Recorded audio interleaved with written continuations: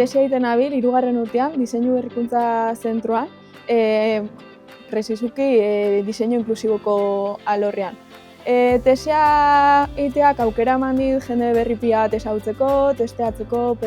pertsona nagusiekin egoteko, ezgaitasunak pertsonen beharrak aztertuta eta ulertzeko, eta baita beste alde batetik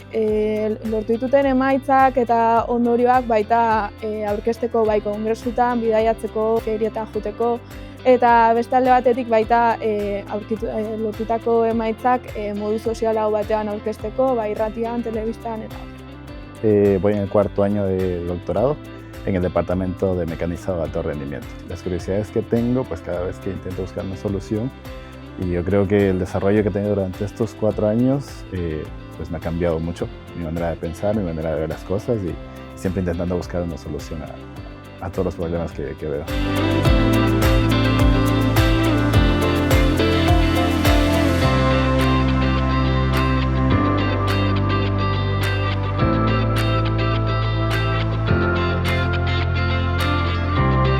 Niretzat importanti da mastergo ikasleei pixket aurkezti investigazioen mundu hau,